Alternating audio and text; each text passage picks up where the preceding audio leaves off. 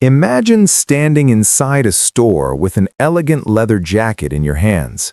It looks premium, feels expensive, and the price tag says $500. You slip your hand into your pocket and pull out $500 bills, laying them out one by one as you count. As you pass the cash to the cashier, a sharp discomfort hits your stomach. Your mind instantly protests. "Stop! This is a huge amount. This could pay for groceries all week." You hesitate, suddenly unsure if the jacket is really worth it.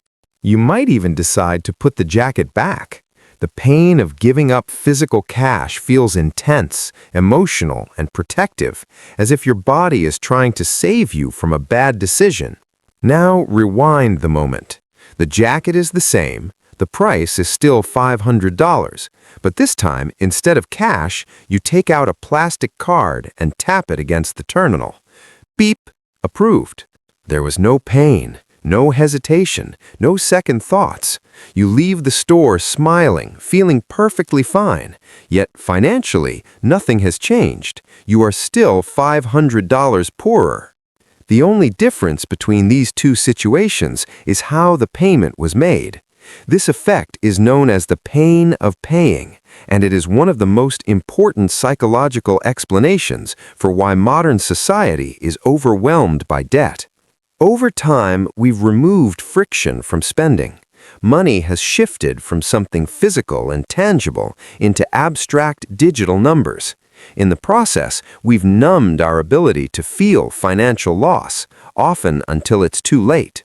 My name is Bobby, and I spend an unhealthy amount of time studying the psychological tricks used by banks, casinos, and tech companies to take our money without us even realizing it's happening.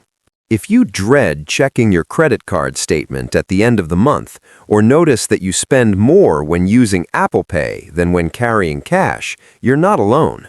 Today, we're diving into the behavioral economics behind frictionless spending. We'll explore why casinos use chips, why video games rely on virtual currencies, and how cashless society quietly pushes us to consume more while noticing less.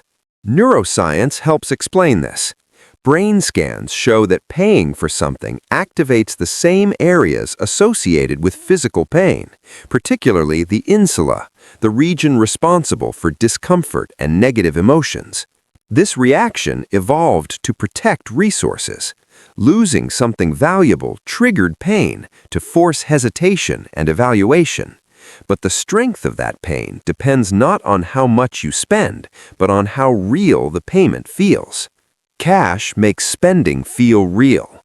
Cards, contactless payments, and digital wallets add layers of abstraction that reduce pain, and with it, self-control.